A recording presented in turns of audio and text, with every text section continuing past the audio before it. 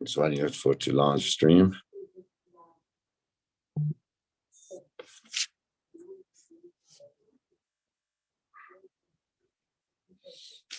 Okay.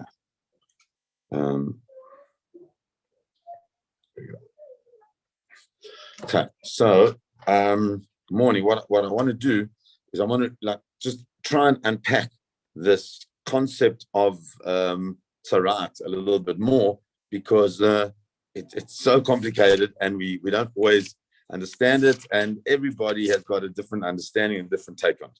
So I want to just look at how it begins to be presented. So the Torah tells us in initiating the concept of tzaraat, it says, Adam, a person,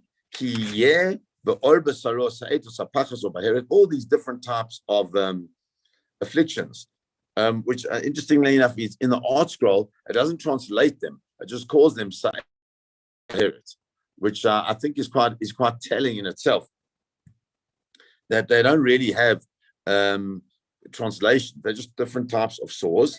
Then if he has ba'or basaro in the flesh, any of these little type of affliction things, then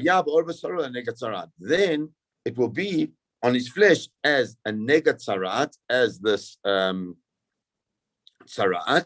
and you take it to the kohanim, and the kohanim then have to look into it, and when the kohanim look into it and investigate it, then the kohanim are able to decide what it is. Is it tzarat? Is it whatever it is? So we're just trying to understand what is this tzaraat thing that everybody that the Torah is speaking about. So that's the one part of it. The first thing is it's got these little, the way the Torah presents it. If you have on your flesh these sores, then it will become negat tzarat, become an affliction. So it starts out not being tzaraat, but it will become tzaraat at a certain point in time. When is that? Generally, when the kohanim have had a look at it and they will declare it as being tzaraat. Now, the Torah then goes to describe what each one of these different things are: sa'et, baheret, sapachat, all these different things. And then the Torah describes that and where it's going to be on your head and your face, all different places, and if it's on your head. And then the Torah says, okay, if there is an indication that it may in fact be tzaraat, rather, in other words, the spiritual affliction of tzaraat. So then what the Kohen does, the Kohen takes the person and they are isolated in a place. And they're isolated for a period of time. And then if they come out and they see that they've still got the affliction a certain way, then the Kohen will say that it's that they are a Matzorah, they have this tzaraat. Having done that, then they have to go through a process of purification. And that's also something that's important, because it says that what will happen, the Kohen will go outside the machane where this person is being held. The Kohen will see that the tzaraat has become healed. And the Kohen will command, he does what? Well, what is the way of purifying the Matzorah? Is he takes two birds, and he takes some hyssop, some cedar, some a little bit of crimson thread, and some hyssop, and then and he kills the one bird, and it goes through a whole process of what happens. Ask Rashi, why is it that he uses these different things? So the reason is for the birds, and this is one of the indications that the reason why a person gets tzaras is because of Lashon Hora, is that the reason why he brings birds is because the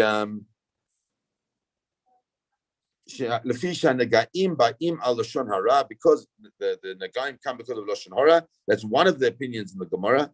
Because that's the pitputei b'darim. It's like this constant like noise, like the birds make, and so therefore you bring birds in order to be matar, to bring as some type of kapora. Why do you bring eitz erez? Why do you bring cedar? You bring Sida Lefisha Nagaim Be'im Al Gasot Haruach, because the Nagaim come because of arrogance. And why do you bring, so therefore you have to show that as part of the purification process, you're using the great cedar tree, which is the most powerful tree, as a means of kapara. And also, why do you bring Ace Erez? Why do you bring the hyssop? Because the hyssop is a very humble type of plant, and so therefore it indicates a need for humility in all of this process. On that, so these are the technical details of how it happens. On that, the Kli Yakar says to us the following. He says we need to understand that the Inyan HaTorah yesh da'at chalukot. He says there are lots of different opinions. Ki yesh omrim, there are those who say shem chole tiv'i nistar b'toch haguf. They're actually a natural illness that is nistar b'toch haguf, that it's actually hidden within the body. And what happens when a person speaks Lashon Hara, it manifests itself. So it's sitting there waiting to manifest itself, and then it manifests itself. And others say, Shakol Baal Tzada Oynish. He says, others say that it's all coming as a punishment. Legalot ara'ato anisteret b'kirbo. To come to reveal the ra'ah, the evil of the person that is hidden within him. And in all these cases, it's clear to say that the word mitzoram, the mitzorah is the person who has tzarat, is shehi milah murkevet. It's a word that is grafted out of many different words. And what it is, motzi ra. What is not motzi shemra? We often say that the word mitzorah is a person who's motzi shemra, which means that they speak Lashon Hara. But it comes on the Kli Yakar, he says it's much more than that. It's motzi ra. It's the revealing of that which is evil within the person. And so he says, and it could be in many different things. And one of the reasons why it's reflected on Lashon Hara, why? Because maybe he's hurt a person in secret through the words that he's used. And because he does it he does it in secret, does it in a way that nobody understands, in a way even anonymously. So nobody knows that they have to be careful of such a person. Okay, so therefore Kadosh Baruch Hu realized that people are not going to be aware of this person or weary of this person, and therefore what they do is what Hashem does is He reveals this person's evil, in order that everybody will know that such a person is evil and they need to be careful of such a person. He says that's where we can understand where it says Adam ki yeh b'or basaro. He says, if a person will have these different afflictions, and then it says, it will become negatzarat, meaning, why do you need both of these times? It seems to be saying the same thing, that you've got negatzarat, and it will become negatzarat. So he says, comes to teach you. He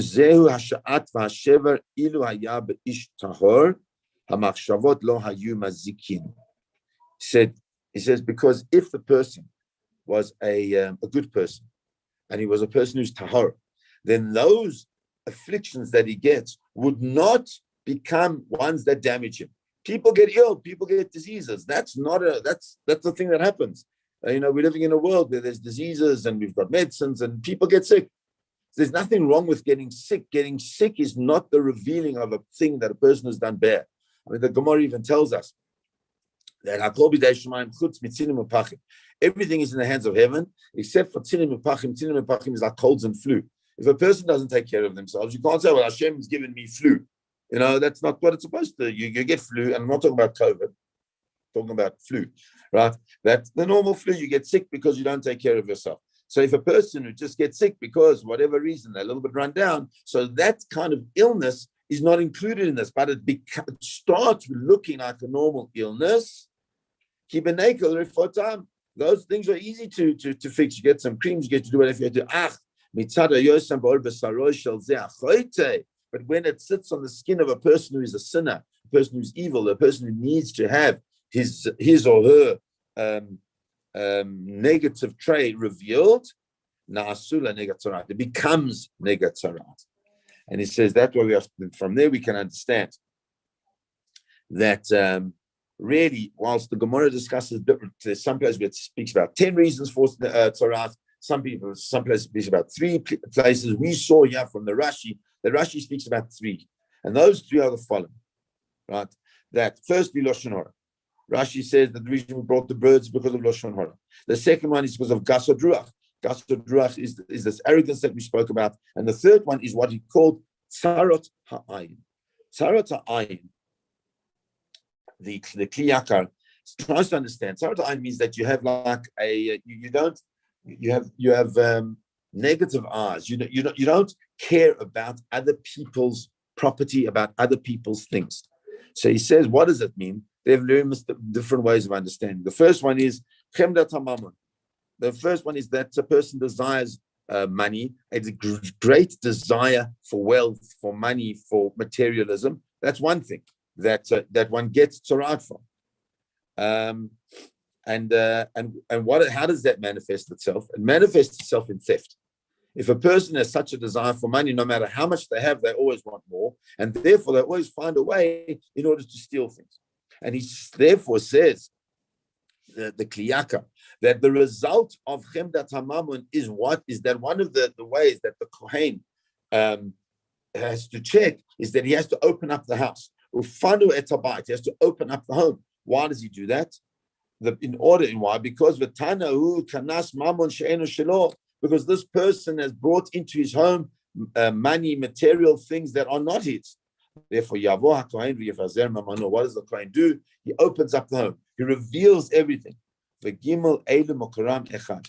All these things have one thing, and that's Chemdat HaMamon Mesavev Gam HaGezel B'Tzarat Ha'ayin. Chemdat HaMamon, desiring money, having its deep desire for material possessions, is the thing that leads to theft. It's the thing that leads to me having negative thoughts about you because you've got stuff that I don't have. And that's the beginning of the process of understanding what Tzaraat is, where it comes from. And Bezrat Hashem, tomorrow we'll continue with this Kli Yakar as he explains a little bit more about what the whole process is of the Matzorah and Tzaraat. Have a wonderful day, everybody. God bless. Thanks, Rav. Thank you, Rabbi. All the best.